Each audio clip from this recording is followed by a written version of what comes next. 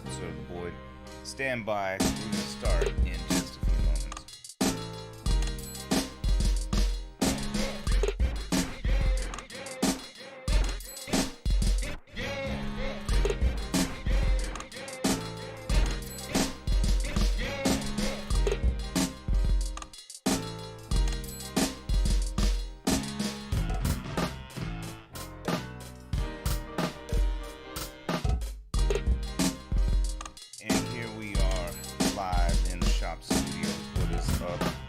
Sour on the beats tonight. Old Man Sour. Link in the description. Actually,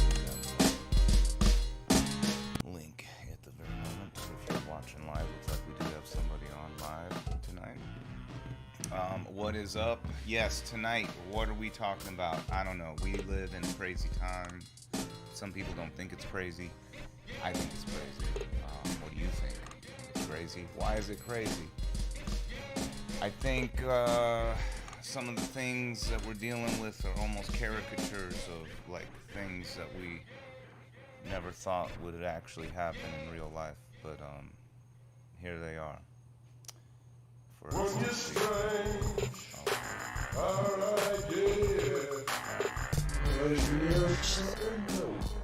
Man Sour, thank you so much, Mr. Old Man Sour on the beats. Let me play through a little bit, let you listen to some Old Man Sour in the background. But yeah, just crazy timeline. Why is it so crazy? Well, Trump is crazy. He's just there's people that are like way into him that just it doesn't make sense. It's like there's got to be, I don't know, it just doesn't make sense. I don't get it. And it's hard to explain it. It's hard to explain to someone, like to some of these Trump folks that are like way into him, why his behavior is not normal. Like to them it's like superhuman or something. I don't know, something to be revered. I don't know, I don't get it. I don't know. Maybe you guys know. And then Biden, I mean, nobody that I've heard that is, I don't know, that I respect politically, or at least with a political opinion, is really passionate about Biden, you know. And people are voting for Biden just because he's the anti-Trump, just the not Trump. And it's not even really the anti-Trump per se. He's just not Trump. Which, I mean, to me, that means there's a trick. It's like, why are we having to deal with this shit? You know what I mean? It's a trick. It's a scam that they're playing on the people. Because it's like basically DNC can run anybody, and in this case, Biden. They just need anybody that's controllable, whatever.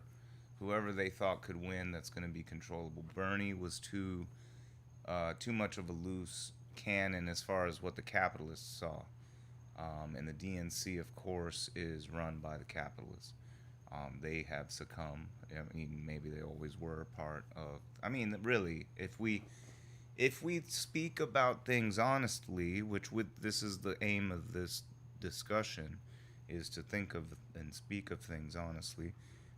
Everything that has happened in this country basically has happened in the name of capitalism, and or like this sort of recreation of feudalism from I mean, it's supposed to be a divestment from and a break away from feudalism and the king and all that stuff, but really landed people who owned land, who had resources, who had stuff, got to have say in what happened in society early on, right? And these things were written into edict back then. I mean, look, I'm not a historian and I suck at recalling specific dates and documents. I mean, I'm not going to be able to do that. Just just they're out there. So please, if you don't know, if you're not familiar with this type of stuff, go do some research on it. Let's talk about it. I would love to discuss it with someone who knows a lot about that stuff. I learn. The thing is, like, I get a general idea of what's going on based on trying to read and discuss with whoever I can about whatever I can. And you can't just do that willy nilly, though, right? You have to look at the source. You have to look at, what are they using as a source? Where is the primary information coming from? And it's tough. So how do you know? Is Howard Zinn's book about the people's history of America, is that the real account, or is that some? I mean, is that, is that Russian propaganda to deface America? Or is it reality that is being recounted because, I mean, it's being evidenced by recollections that are from art imitating life, or, what do you call it? Uh, just capturing a moment, I guess, imitating life, sure. But sometimes it's a documentary type situation, possibly. They got old pamphlets and pictures and different things, and supposedly texts that were written, and things like that. And it's not a pretty sight, or at least what's written isn't. It's basically, you know, pretty bad stuff. But what are you supposed to do? Like I keep saying about America and its children, right? The people who live in it now, right now, me, everybody, the all walks of life, all the way up to whatever you consider the top. Um,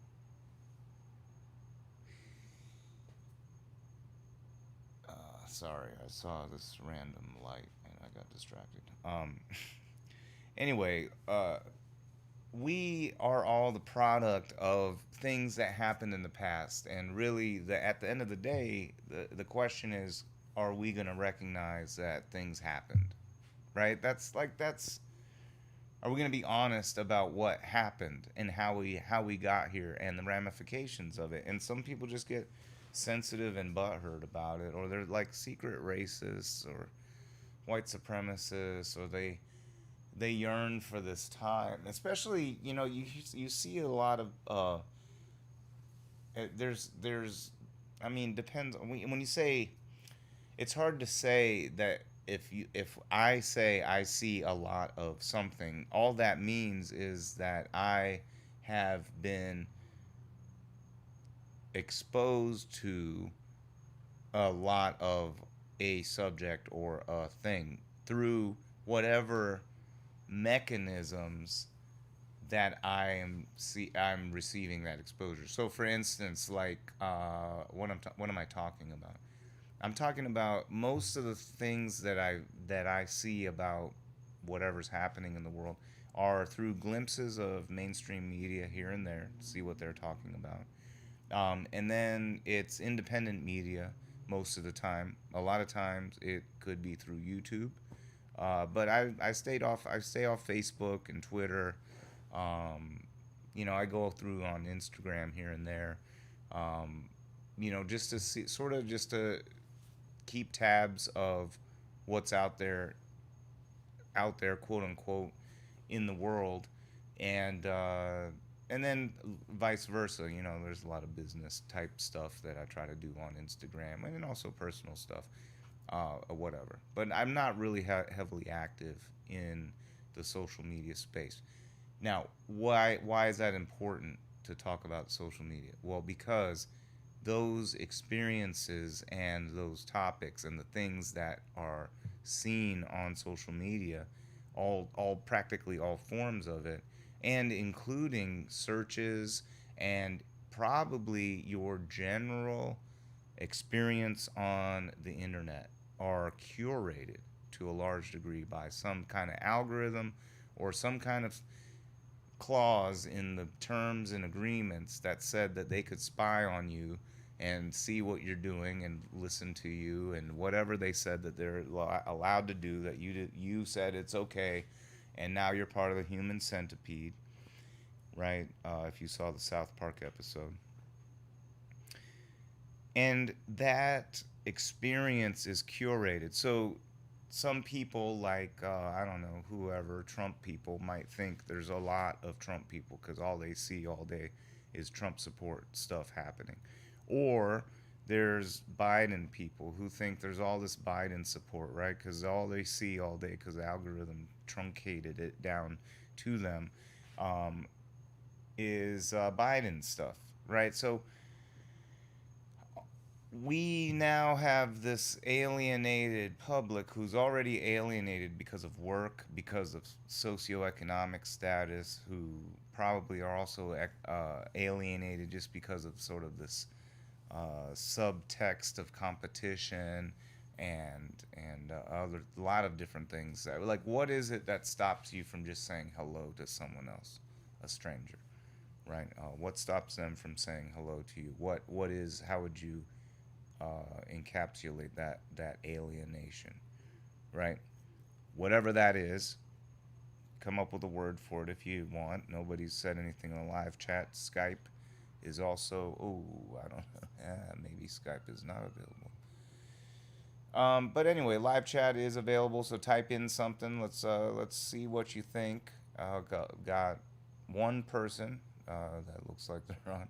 We had up to two people out of the billions of folks on this planet. Two people, very unique people. All right, so um, I was trying to find something to show you guys. Anyway, all right. Oh yes, Skype. Yes, so you could Skype in if you want. You know, no one's really ever taken up the offer to Skype in and talk about whatever they want. You know, you don't have to be on the video. You can always turn your camera off if you wanted to. But yeah, it sounds like my dogs are going crazy, so you probably hear some barking going on in the background. Pretty normal occurrence. Hopefully, no one's breaking into the house. Not that would be an abnormal occurrence. All right, Skype is on, so Skype link should be in the description. So if you want to jump in on Skype again, it can be audio only. Though I'll patch you in on the show. You can say whatever you want, and you know we don't worry about being politically correct and all that kind of stuff. That doesn't mean say insulting things and being a jerk. That just means that we can talk about stuff like the history of the United States and how it's rooted in basically this sort of gentry, this basically bourgeois societal thing, and basically it's been a story of how that power is maintained and the ebbs and flows as we saw monopoly capitalism, and we saw, you know, the Morgan people, you know, Morgans of the world, and uh, you know, what's his name, Rockefellers, and you know, these guys with a lot of money. And then you had people, you know, the whole thing with the creation of the Federal Reserve, and I mean, there's just a lot of stuff that has been concocted to maintain this power within a certain set of people, right? And to maintain a minority, hold minority control, not necessarily minority as in a race or whatever. It's a minority as in whoever has the most power, right? And then that becomes questionable because um, who knows? Who knows the mechanisms by which? I mean, it starts sounding like Illuminati talk, quote unquote.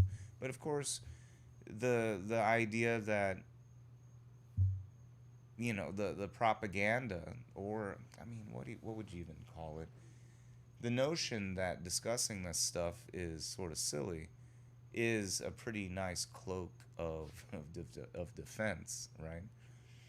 So, I mean, look, I don't know who these people are. I'm not gonna say, oh, it's George Soros, oh, it's the Koch brothers, oh, it's the Queen. I don't know. But I think there's a group of people that have a lot of money and influence, and for whatever, like the Epsteins of the world, and who knows their names until they come out of the light or are concocted. We don't know. We live in a time when the government could make up a story and feed it to us, and what are we gonna do? You know, I don't know. Whatever. You tell me. I don't know. This is the timeline we're in. We're in a timeline where a lot of Americans believe there may be some kind of violent conflict, right? Why? Well, Trump might not leave office voluntarily. He might, if Biden wins. People have asked me, who am I voting for? I don't know. I really don't know. I might end up waiting to the last minute, or I may end up voting early, but what is it? I still don't know. Because, look, I understand the idea of voting for Biden, show this unanimous, like, massive edict against, not edict, but like, what do you call it? When someone has, when people have sort of, like, created this call for something, mandate, a mandate. Um, where like Biden overwhelmingly wins and there's this huge mandate to it. But I sort of want, I mean, there's some people out there that I feel like I've said this and always felt this way, and I felt this way with the 2016 treatment of Bernie.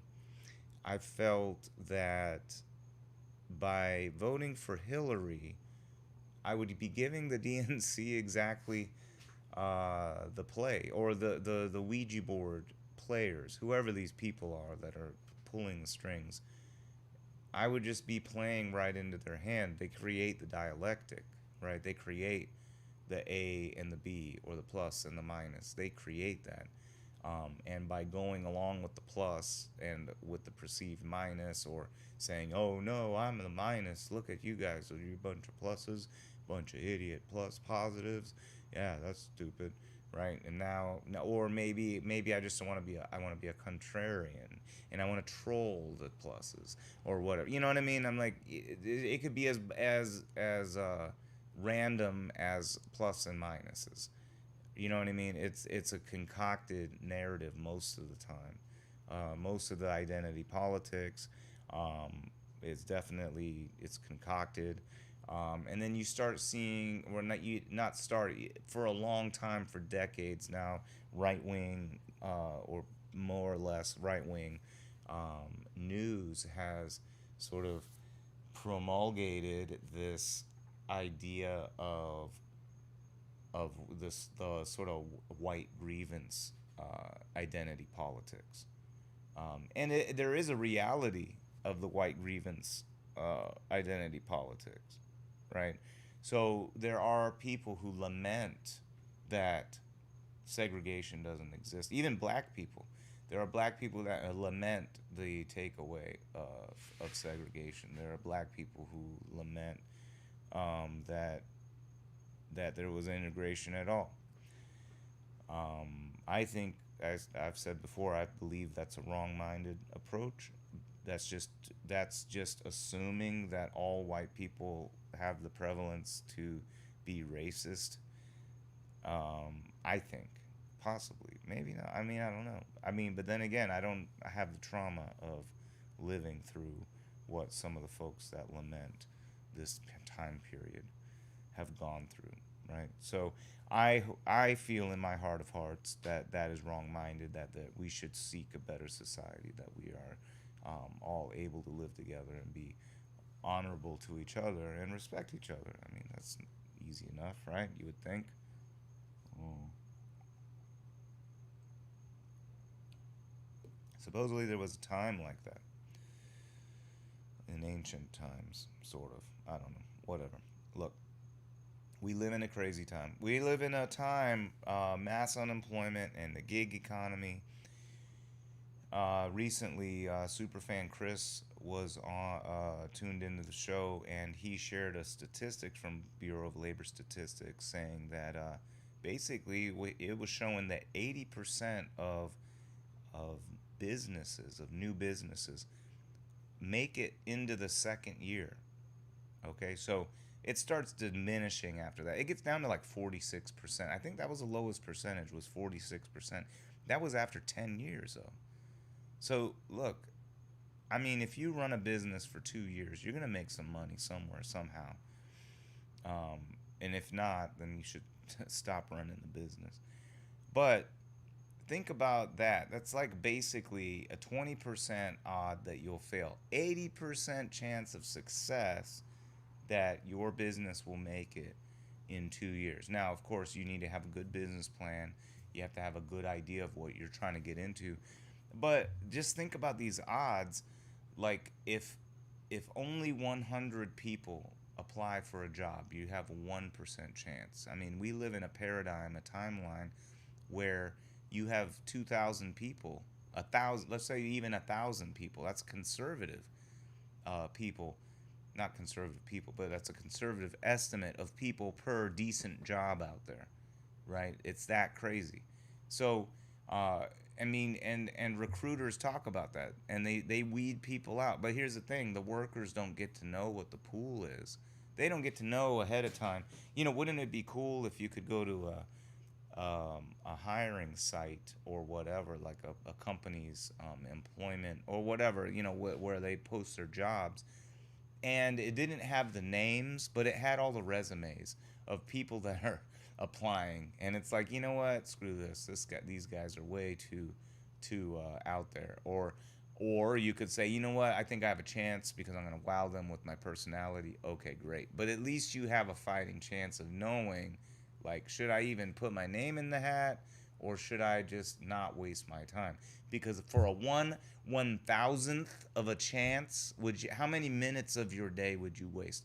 How many application questions and personal or professional or otherwise, what do you call it, assessments would you be willing to do for a 1/1000th chance of even getting selected for an interview or whatever the next chance is? And then now your chances, you go through another set of odds, right? And then I'm not a statistician and I can't do math in my brain, but think about it. There's another set of odds to that. Are you going to make it to the next batch, and then through the next batch? Now, of course, your odds probably go up, but it's still not a, you know, it's still a, collectively, you're starting with a 1/1000th chance and then adding better odds. So you're improving on 1/1000th, right? If you make it.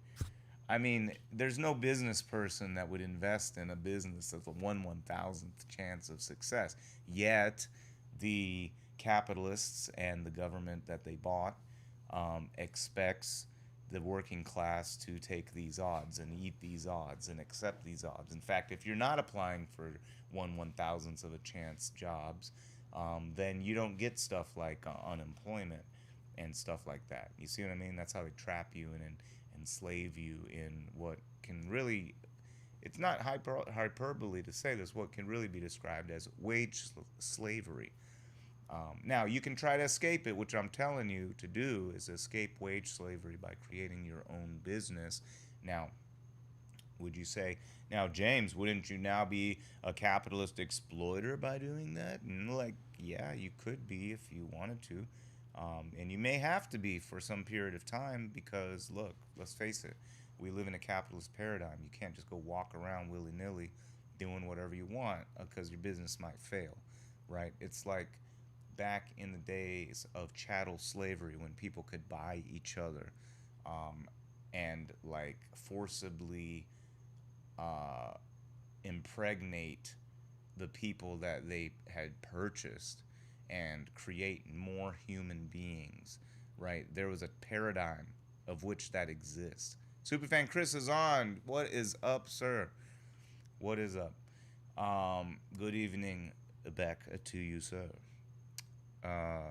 Yes, think about that. Okay, so chattel slavery. Back in that day and age when that was happening, how many plantations, etc., were manned by free people, free hands or whatever, paid wage labor, right?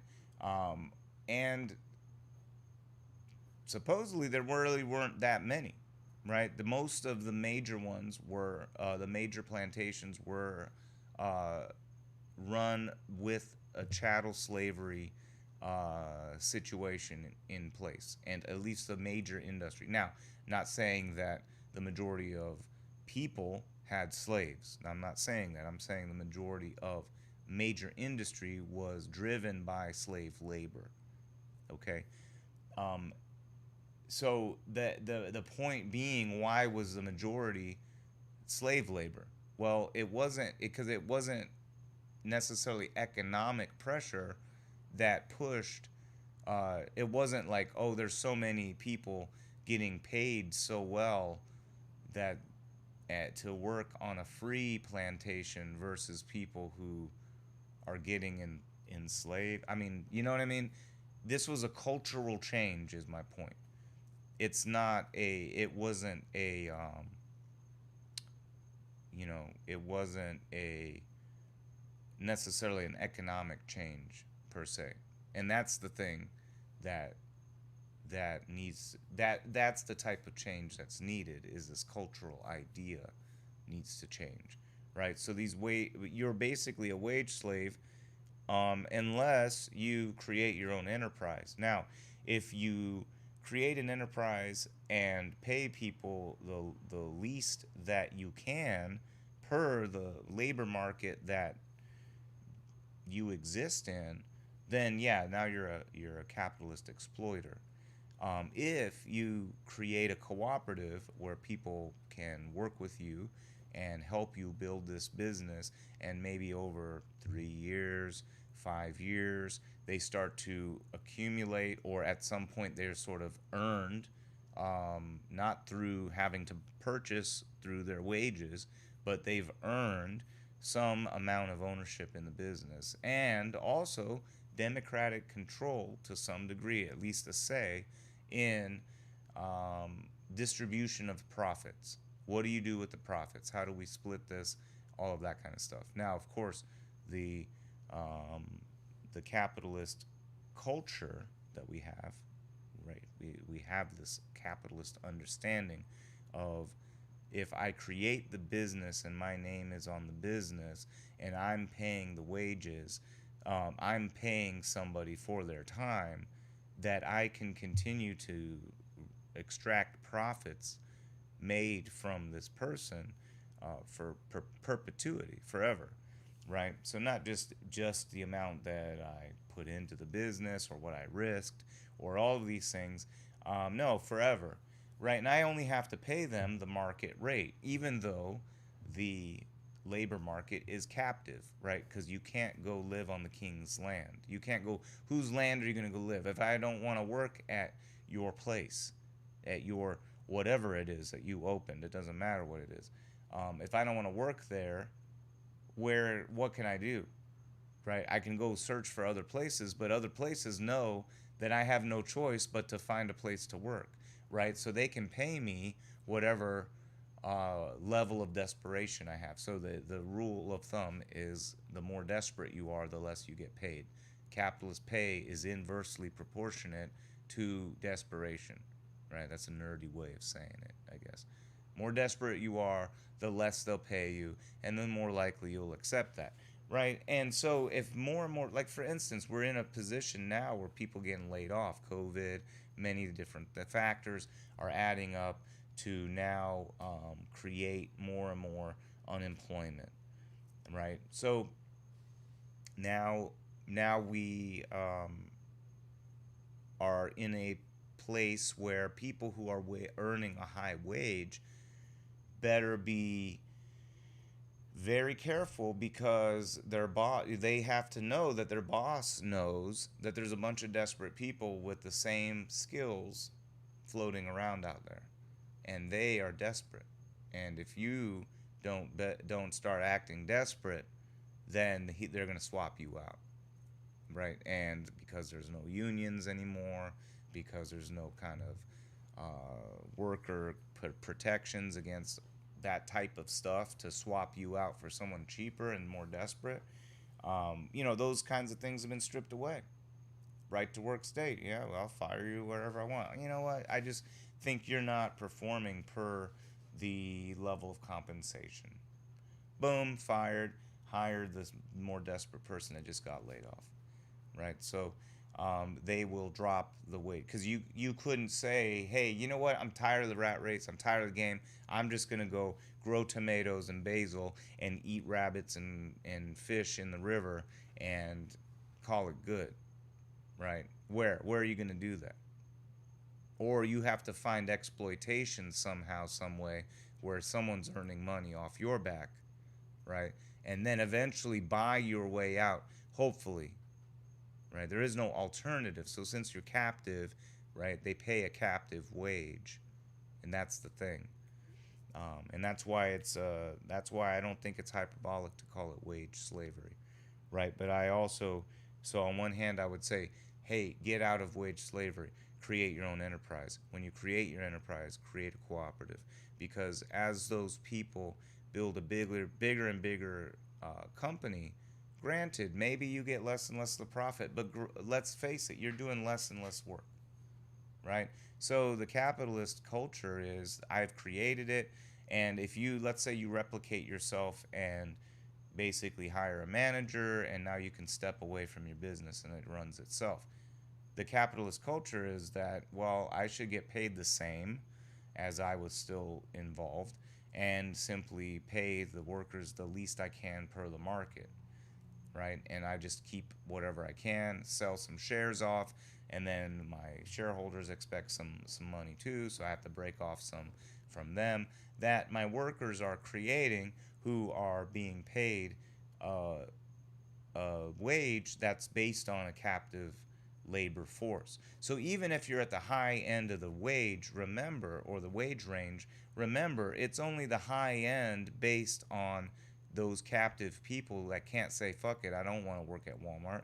I don't want to work at whatever shitty job, Amazon, whatever the latest shitty gig job, whatever the latest other shitty job that whatever's out there that's shitty, or even not that shitty, or maybe it's still shitty but it pays good, whatever.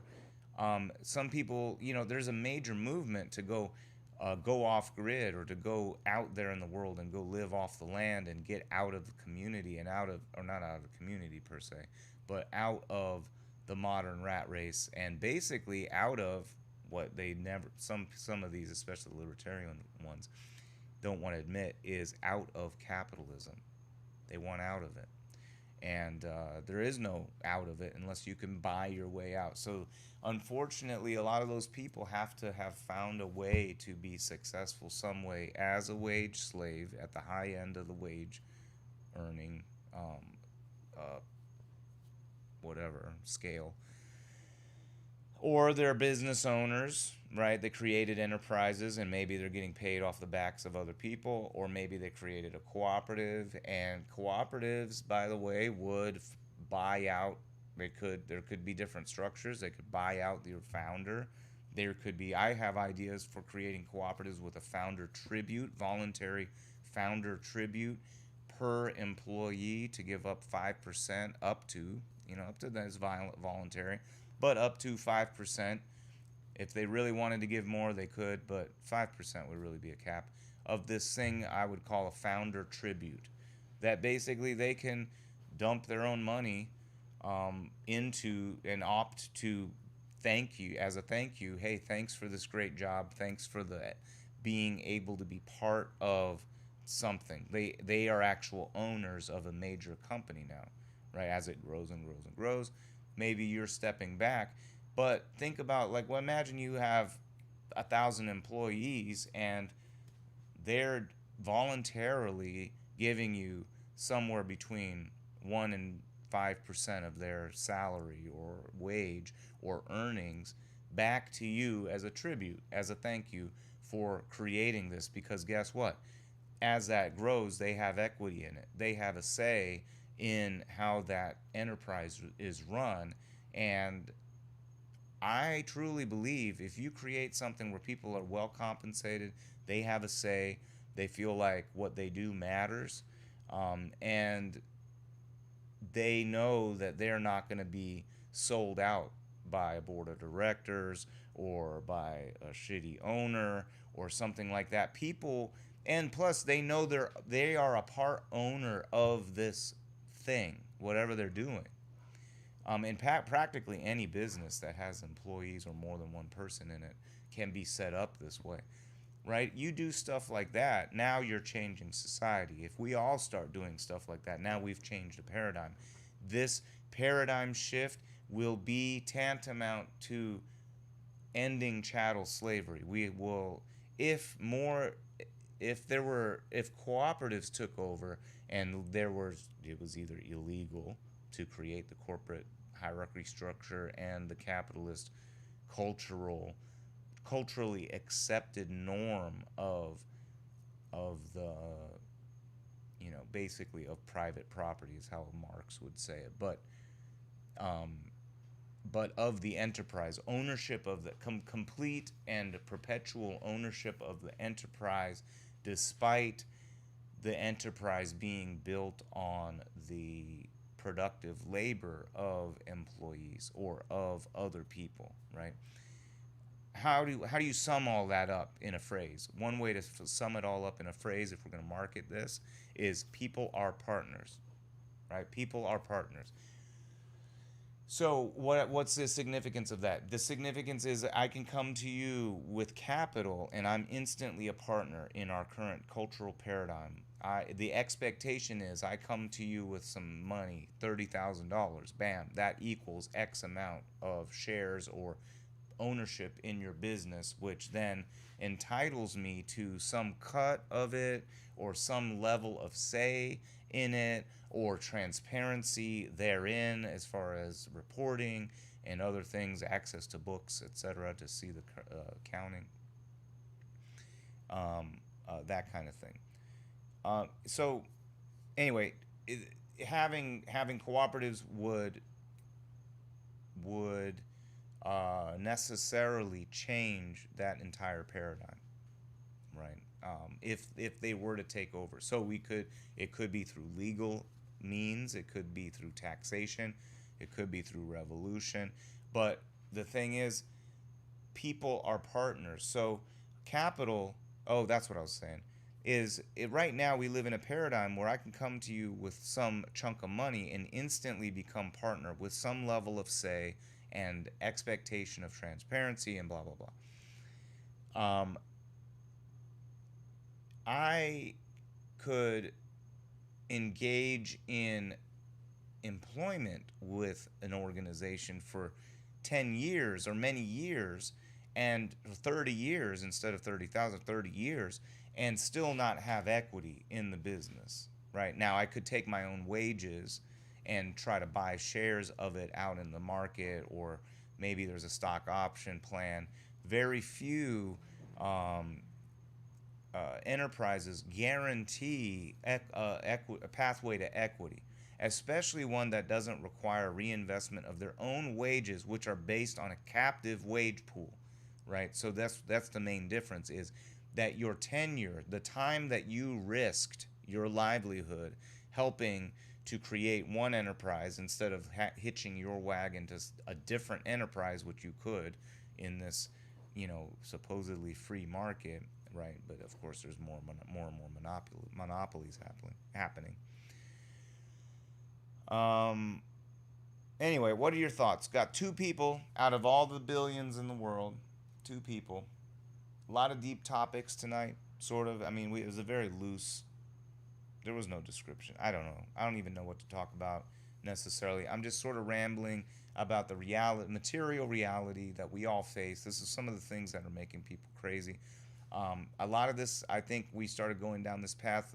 Some of it was talking about white grievance politics, right? The white grievance identity politics. You might notice there's a lot of conservatives out there that will bash quote unquote liberals or leftists or whatever for identity politics, right?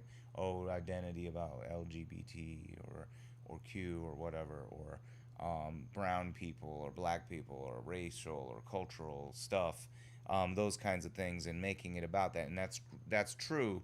The Democrat Party and a lot of the propaganda apparatus try to make big identity politic gestures and grand, narratives and things like that for on purpose about this stuff. They don't want to talk about real issues. They want to talk about identity politics because they can gesture and do stupid rap songs and stupid shit, and there's no real issue that changes, right? So it's a little cheap throwaway, you know, stupid crap that they throw.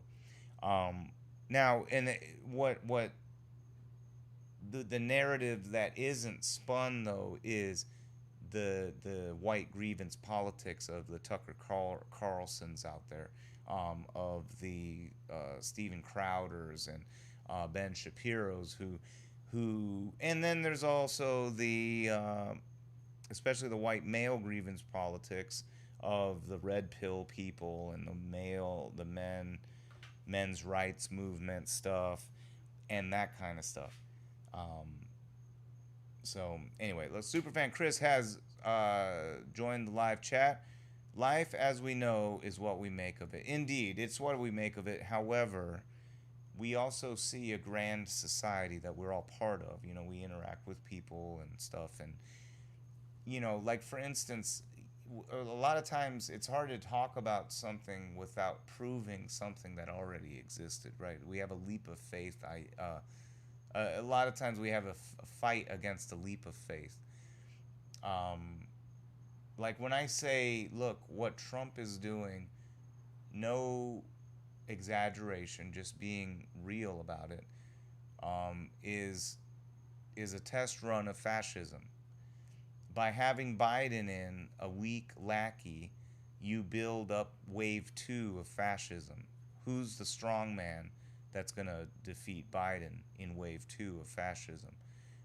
If we get Trump part 2, his ineptitude might not really see the furthering of fascism through him, possibly. His ineptitude could also push towards more violent fascism. It's a coin toss. However, it could also be a breeding ground and a breeding place, as we saw in this first 4 years. If he gets a second 4 years, we're going to see more intense breeding of this white supremacy, or the other, even if it's not white supremacy, of conservative supremacy, and militant conservatism, with where we already see conservatives with a purposeful narrative of being associated with guns and weaponry and things like that. Superfan Chris says, yes, we definitely are part of a society that we have to maneuver through. We try not to seek, yet we try not to seek, yet how do we not seek for opportunities without going against the natural flow state? Aha, he's going into the Tao. If you guys don't know the Tao Te Ching, or whatever, the Chinese text written by Lao Tzu, supposedly thousands of years ago. Superfan Chris said, who is the third party candidate? I'm shocked she has gotten no attention. I don't even know. I don't know who even is out there. I almost want to write in Nina Turner's name just because I like Nina Turner. She's sassy and would probably be a great person to run for president. But I don't know. I don't even know who's third party. They've been purposely shut out of things. Even independent media isn't covering whoever the third party candidate is. So I don't know. I don't know what's going to happen. I don't like the idea of succumbing to the Democratic Party nomination of Biden. I know that he's a puppet, just like Trump's a puppet, but Trump is a wild puppet that's not really attached. He's like an evil Pinocchio. But Biden is like a sock puppet to me. So he can be manipulated and used by whatever money or whatever Ouija board character needs to drive him around. If you are an anime fan, he is like a titan. Like he's like probably being driven by somebody or something. He's like Attack on Titan.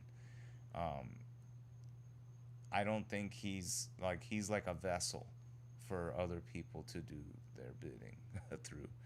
There's that theory that the right wing theory that basically the DNC wants, or whoever these people are. I mean, these right wingers, they don't understand that really there's the capitalists run things, and there's a false dialectic that's put together to create a narrative that gets us bickering at each other.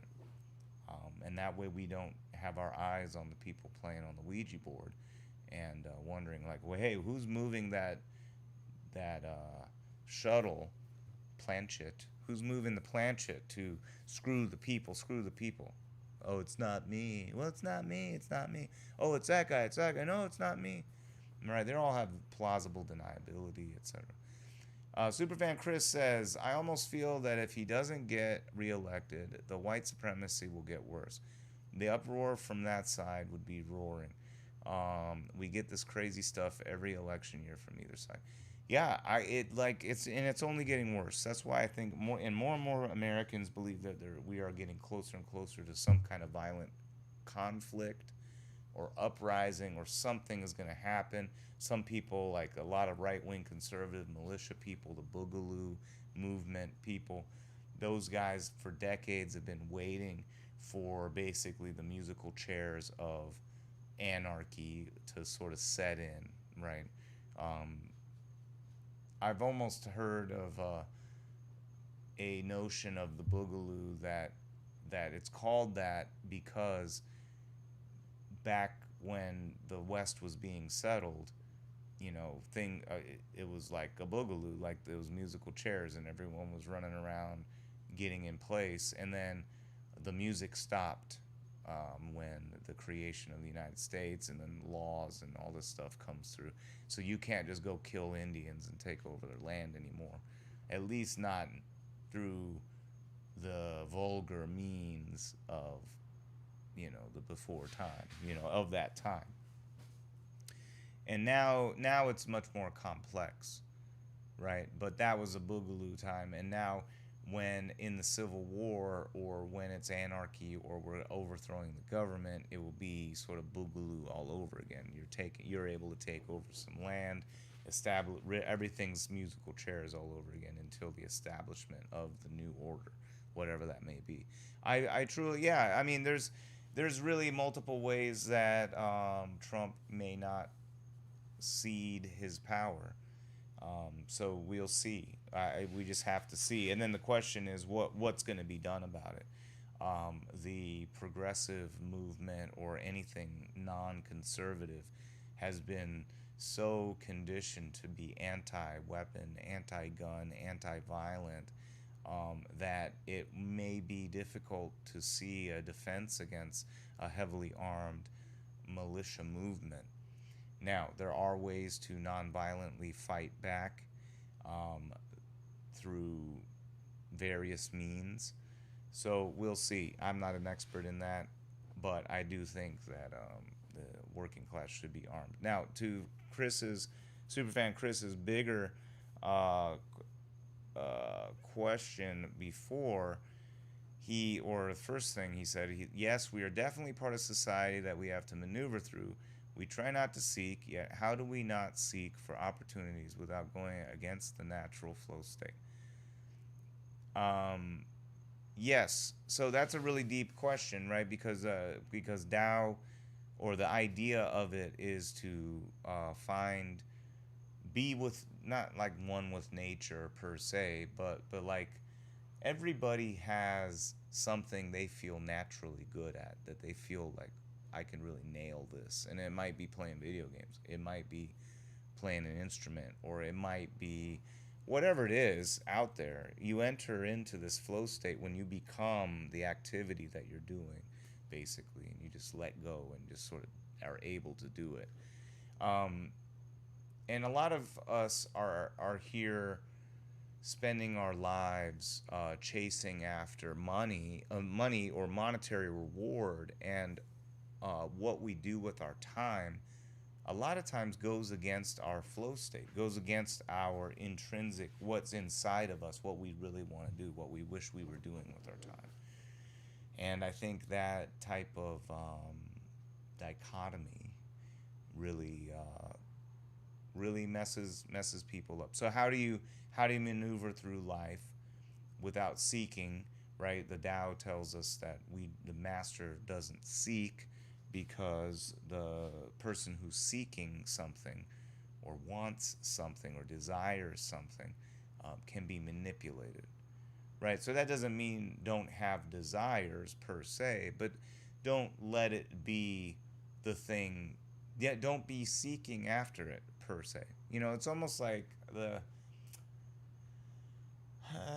from what I remember of the Secret, right? There's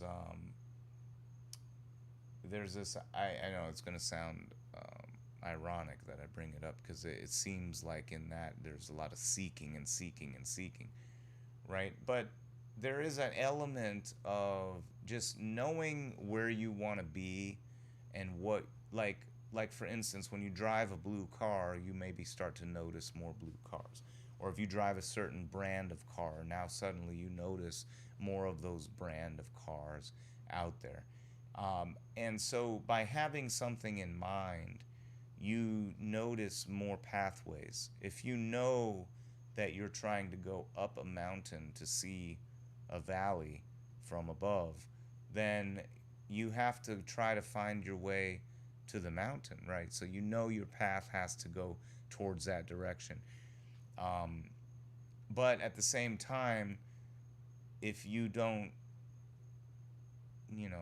if you make going up that mountain like a life or death thing, like you have to do it, and you tell everybody out there, like, oh my God, I have to find my way up this mountain, it's my destiny, it's the thing I want to do, I'm seeking this as this thing I have to do, then how, it opens the opportunity for people to manipulate you to their end, or for circumstances to manipulate you, because you become desperate, or you become too focused, hyper focused on that, instead of seeing the universe, or excuse me, the world around you, or basically what the Tao or the universe is putting around you. You're not seeing it because you're seeking and being manipulated, right? So how do you do it? It's a balance, right? Um, it's like walking down a path. I'm not like a master of Tao. This is just what I think. I feel like as I read it, I learn more. Sometimes I feel like it sort of contradicts itself here and there, but I think it's easy to be in it. I mean, of course it contradicts itself in some sense, because we're talking about something that has a nature that's indescribable, and I don't know. But it's contradictory. If I describe it, then it's being described. But if it's indescribable, so there's a contradiction, right? So in the beginning, we already run into contradiction in the Tao. So it's a tricky contradiction. So basically that you walk down the path, and if you're not hyper focused on the path, but you see the world around you, now you can see opportunities that are around you.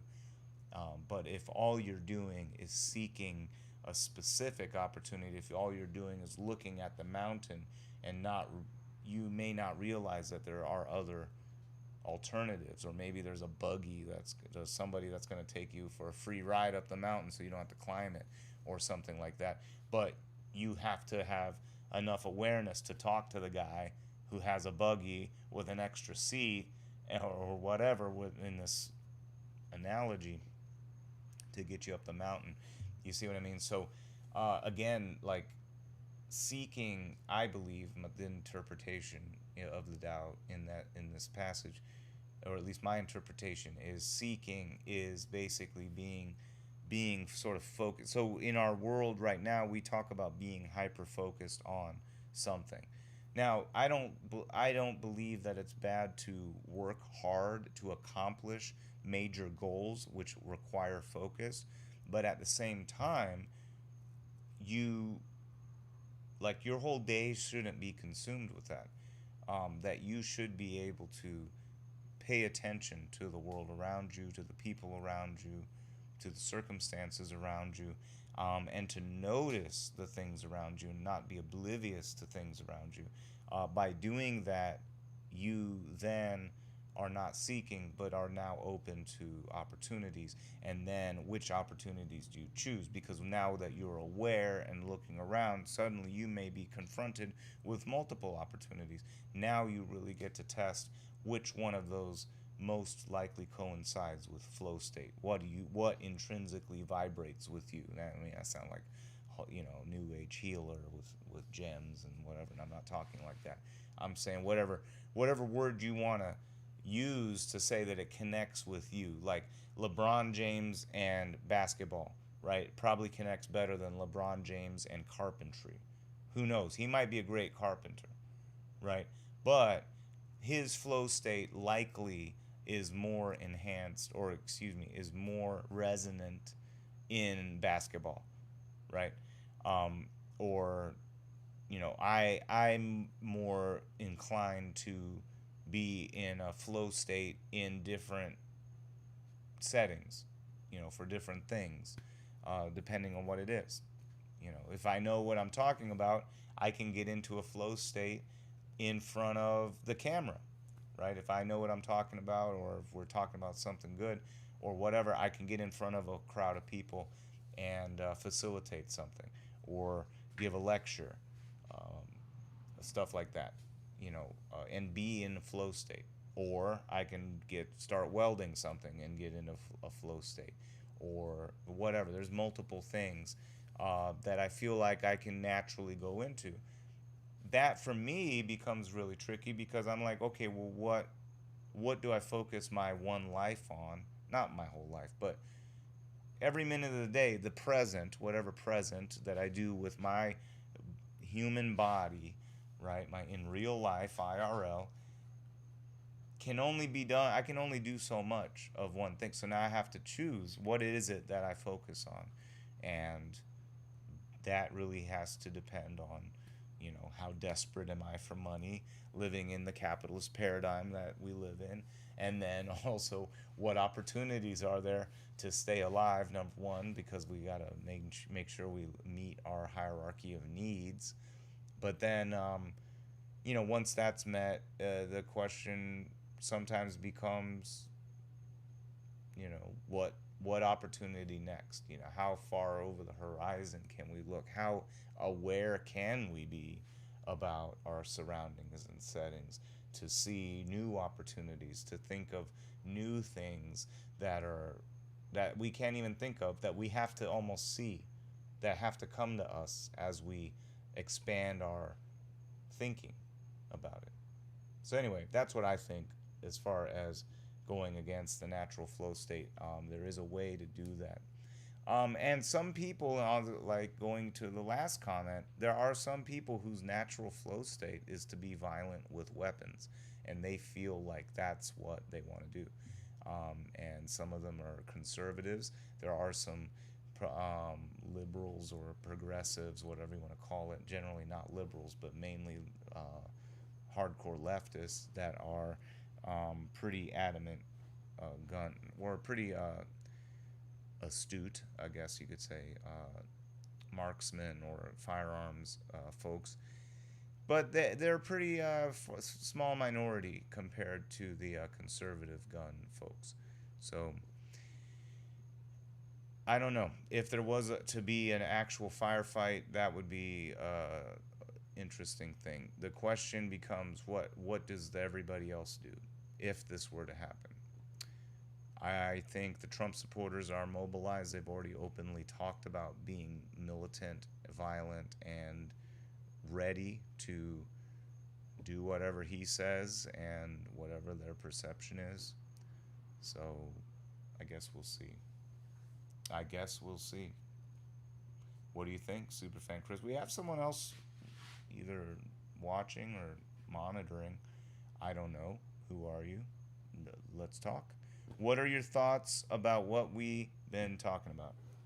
Crazy stuff happening. Could be a revolution. Could be a civil war. Could be, I don't know, could be a massacre. Could be fascistic or authoritarianism coming up.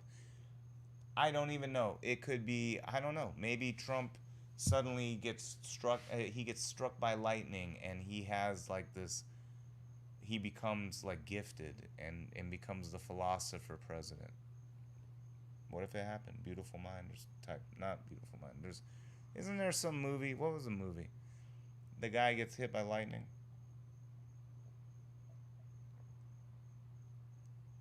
He becomes smart. Maybe there wasn't a movie about that. Someone should make a movie about that. All right. Well, I think that's enough reflecting, unless you guys have some more reflections to make.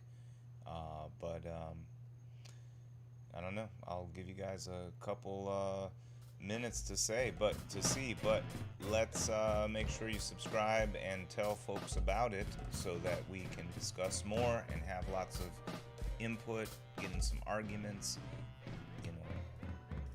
Why to get into arguments, so that we can have new perspective on things. And